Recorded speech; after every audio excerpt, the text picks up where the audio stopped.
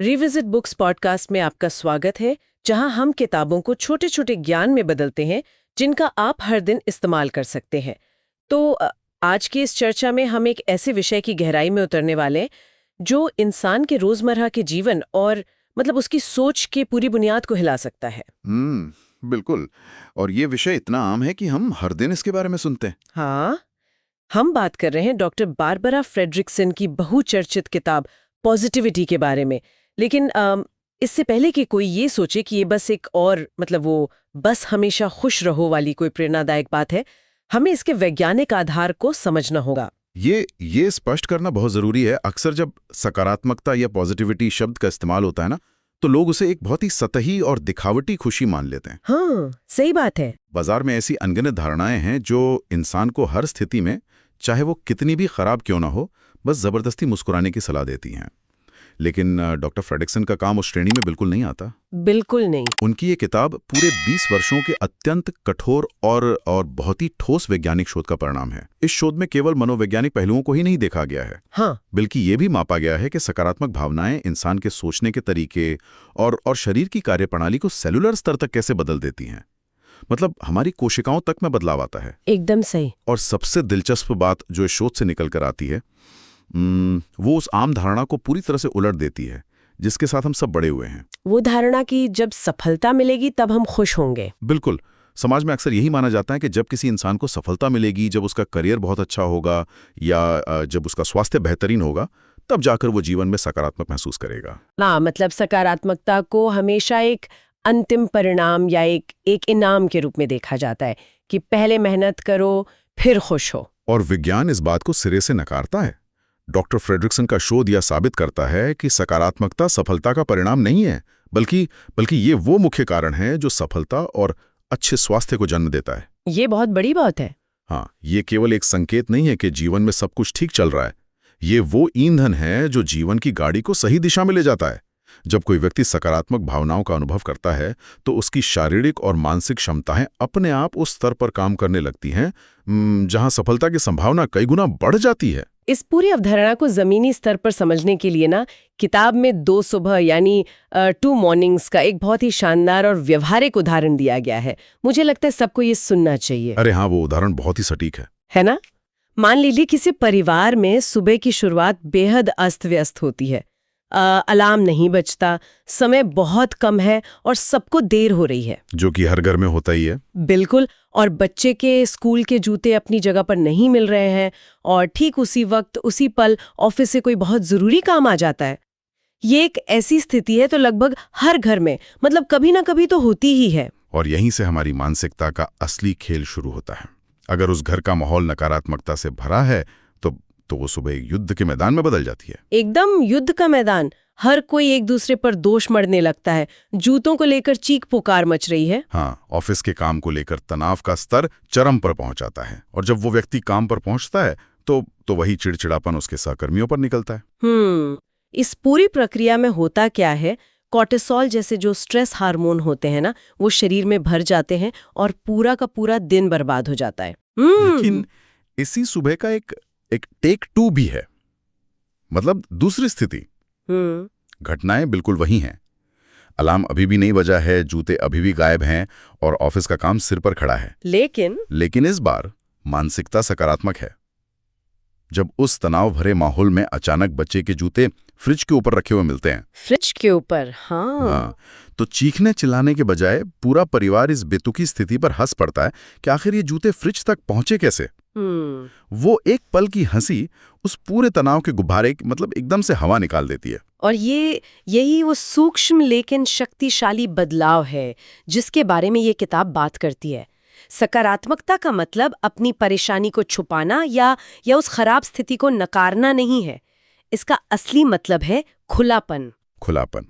जब परिवार हंसता है तो उनका दिमाग उस समस्या को लेकर एक अलग नजरिया अपना लेता है। वो व्यक्ति जब ऑफिस पहुंचता है तो उसी तत्काल काम को एक भारी बोझ के बजाय एक चुनौती की तरह देखता है और अपने सहकर्मियों के साथ मिलकर उसे शांति से सुलझा लेता है। ये समझना बहुत जरूरी है कि ये पूरा विज्ञान आखिर किसके लिए सबसे अधिक काम का है। बिल्कुल।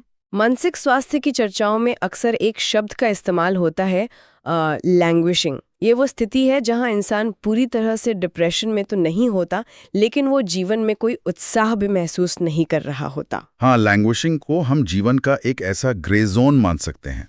मतलब जहां दिन बस कट रहे होते हैं, कोई विकास महसूस नहीं होता, भीतर एक अजीब सा खालीपन रहता है और रोजमर्रा के छोटे छोटे तनाव हावी रहते हैं। तो ये किताब मुख्य रूप से उन्हीं लोगों के लिए एक दिशा निर्देश है जो इस लैंग्वेजिंग की स्थिति में फंसे हुए हैं, जो लोग काम के बोझ तले दबे हैं, या जो ये सीखना चाहते हैं कि कठिन समय से गुजरने के बाद वापस कैसे उठ खड़ा होना है। उनके लिए बहुत कारगर है। मनोविज्ञान की भाषा में इसे बाउंस बैक करना और फिर जीवन में फ्लोरिश करना कहा जाता है। फ्लोरिश मतलब पूरी तरह से फलना फूलना। और इस फ्लरिश करने की प्रक्रिया को समझने के लिए हमें इस किताब की सबसे बड़ी और पहली मुख्य सीख पर गहराई से विचार करना होगा, जिसे ब्रॉडन एंड बिल्ड थ्योरी कहा जाता है। Broaden and build. अक्सर हम सकारात्मकता को सिर्फ एक भावना यानी खुशी तक सीमित कर देते हैं, लेकिन डॉक्टर फ्रेडरिक्सन ने इसके 10 अलग अलग रूपों की पहचान की है। हाँ, 10 रूप, जैसे खुशी, कृतज्ञता, शांति, दिलचस्पी, उम्मीद, गर्व, मनोरंजन, प्रेरणा, विस्मय और प्रेम। और इन 10 भावनाओं का इंसान के दिमाग पर पड़ने वाला प्रभाव ही इसी ब्रॉडन एंड बिल्ड थ्योरी का आधार है। अगर हम इसे इवोल्यूशन या विकासवाद के नजरिए से देखें, तो जब इंसान डरा हुआ या क्रोधित होता है तो उसका दिमाग केवल एक ही चीज पर ध्यान केंद्रित करता है, खतरे से बचना। बिल्कुल, खतरे से बचना। इसे नैरोइंग या सोच का संकुचित होना कहते हैं। मतलब आपका फोकस एकदम सिकुड़ जाता है। जैसे अगर सामने शेर आ जाए तो आप आसमान की खूबसूरती नहीं देखेंगे, एकदम सही।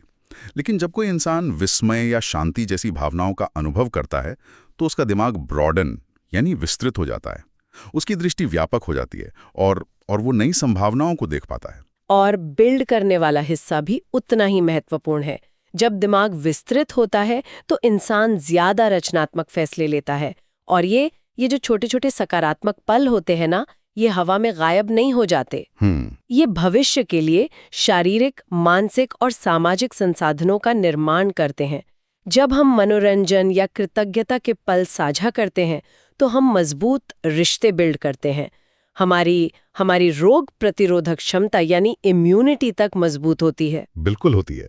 और इस पूरी प्रक्रिया को मापने के लिए इस शोध का दूसरा सबसे महत्वपूर्ण और कहूं तो बहुत ही दिलचस्प पहलू सामने आता है, जिसे पॉजिटिविटी रेशियो या 3:1 का जादुई अनुपात कहा गया है। 3:1 ये सिर्फ एक विचार नहीं है, बल्कि वैज्ञानिक डेटा पर आधारित एक पूरा गणितीय मॉडल है। हाँ? इस अनुपात का सीधा सा अर्थ ये है कि जीवन में सही मायने में फ्लोरिश करने के लिए हर एक नकारात्मक भावना का मुकाबला करने के लिए कम से कम 3 सकारात्मक भावनाओं का होना जरूरी है। सही कहा। ये सुनने में थोड़ा अजीब लग सकता है कि हम सकारात्मक भावनाओं को संख्या में गिन रहे हैं, लेकिन इसके पीछे का विज्ञान बहुत गहरा है। इसका कारण ये है कि इंसान का दिमाग स्वाभाविक रूप से नेगेटिव चीजों पर ज्यादा ध्यान देता है। इसे नेगेटिविटी बायस कहते हैं। नेगेटिविटी बायस, हाँ। विकासवादी दृष्टिकोण से देखें तो एक बुरी घटना, जैसे किसी जंगली जानवर का हमला, इंसान के अस्तित्व के लिए एक अच्छी घटना जैसे स्वादिष्ट भोजन मिलना उससे कहीं ज्यादा महत्वपूर्ण थी। क्योंकि जान बचेगी तभी तो खाना खाएंगे। बिल्कुल। इसीलिए नकारात्मक भावनाएं बहुत भारी और बहुत चिपचिपी होती हैं। एक बुरी आलोचना का असर खत्म करने के लिए 3 अच्छी तारीफों की जरूरत पड़ती है। बाप रे, 3 तारीफें? हाँ, यदि किसी का ये अनुपात 3 से कम है तो वो बस संघर्ष कर रहा है। लेकिन जैसे ही ये आंकड़ा 3 को पार करता है, इंसान के जीवन में रचनात्मकता और लचीलापन बहुत तेजी से बढ़ने लगता है। पर यहाँ एक चेतावनी भी है जो मुझे बहुत व्यवहारिक लगे। ये अनुपात अनंत नहीं है। ऊपरी सीमा। हाँ, इसका ऊपरी स्तर लगभग 11:1 माना गया है। इसका मतलब है कि अगर कोई इंसान हर समय हर एक नकारात्मक बात के मुकाबले 11 से ज्यादा सकारात्मक बातें सोच रहा है तो वो वास्तविकता से कट रहा है। यह एक बहुत ही अहम बिंदु है। पूर्णता या परफेक्शन की ओर भागना खतरनाक हो सकता है। जीवन में थोड़ी नकारात्मकता भी तो जरूरी है। बिल्कुल जरूरी है। वो इंसान को जमीन से जोड़े रखती है, खतरों के प्रति सचेत करती है और आत्म मूल्यांकन में मदद करती है।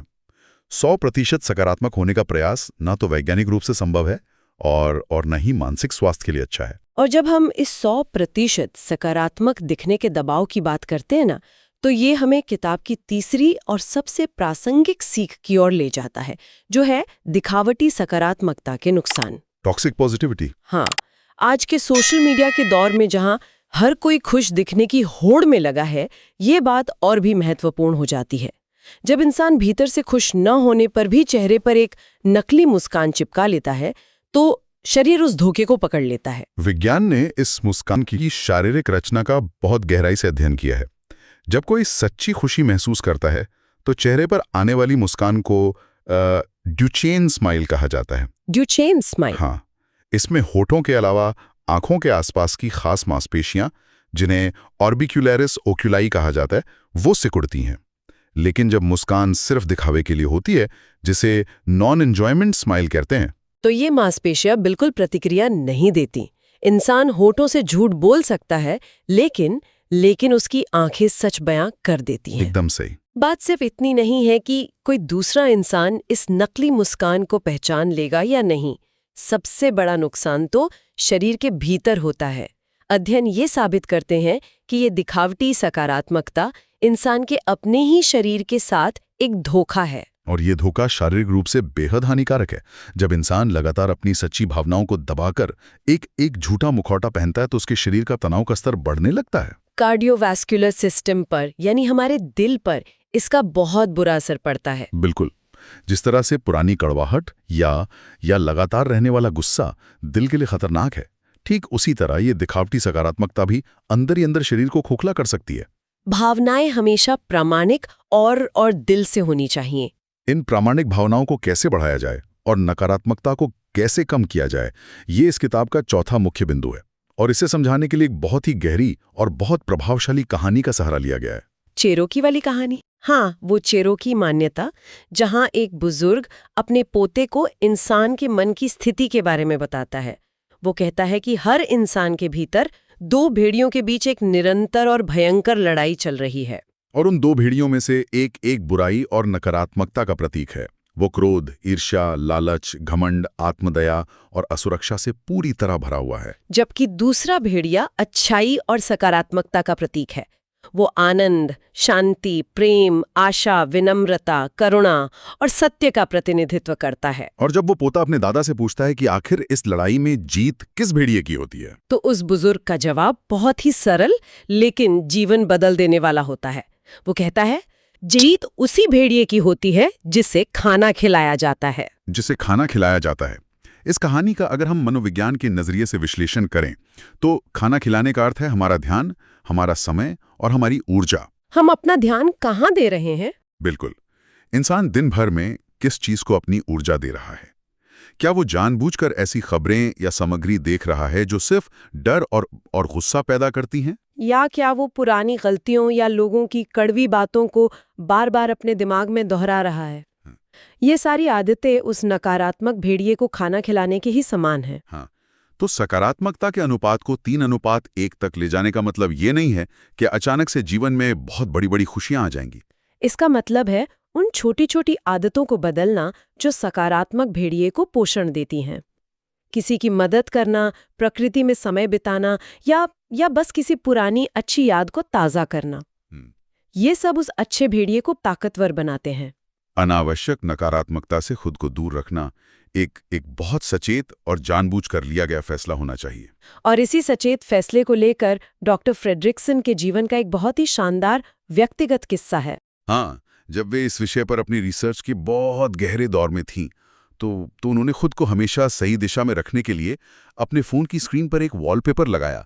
उस पर लिखा था, बी पॉजिटिव, यानी सकारात्मक रहो। लेकिन दिलचस्प बात यह है कि वो संदेश उनके लिए काम ही नहीं कर पाया। बिल्कुल नहीं।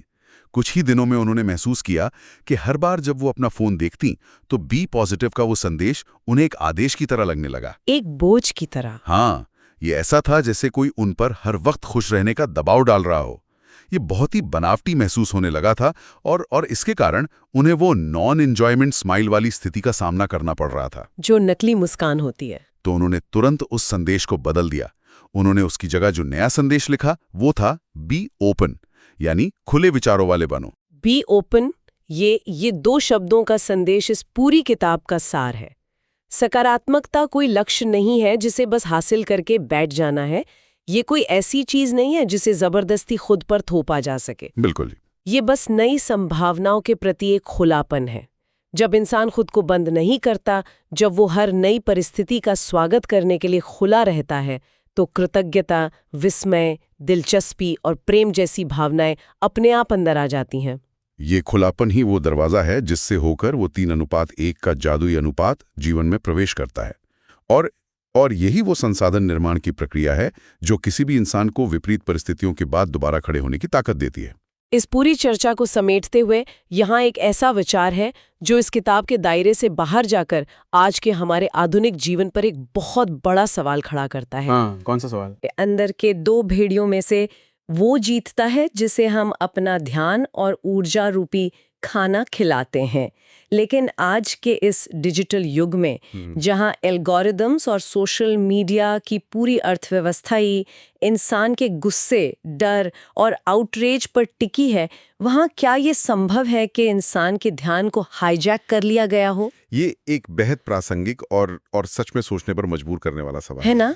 क्या ये आधुनिक तकनीकी दुनिया जानबूझकर उस नकारात्मक भेड़िए को खाना खिलाने के लिए डिजाइन की गई है, क्योंकि क्रोध और डर सबसे ज्यादा ध्यान खींचते हैं? बिल्कुल खींचते हैं। और अगर ऐसा है तो 3:1 के सकारात्मक अनुपात को बनाए रखना सिर्फ एक व्यक्तिगत चुनौती नहीं है, बल्कि हमारे आसपास के इस पूरे डिजिटल इकोसिस्टम के खिलाफ एक तरह का विद्रोह है। इंसान को अब सिर्फ अपनी आदतों से ही नहीं लड़ना है, बल्कि उसे उस तकनीक से भी अपनी मानसिक आज़ादी वापस छीननी है जो उसे लगातार नकारात्मक बनाए रखना चाहती है। इस विचार के साथ इंसान को ये गहराई से सोचना होगा कि वो अपने ध्यान की बागडोर आखिर किसे सौंप रहा है। बहुत ही गहरी बात है। ये था आज का विश्लेषण। हालांकि ये चर्चा पुस्तक के पूरे पाठ का स्थान नहीं ले सकती, लेकिन यह इसकी शिक्षाओं की एक झलक जरूर दे सकती है। मुझे आशा है कि आपको ये चर्चा उपयोगी लगी होगी और मैं आगे भी आपके साथ साझा करने के लिए उत्सुक हूँ। मुझे बताएं कि आप अगली बार किस पुस्तक पर चर्चा सुनना चाहते हैं।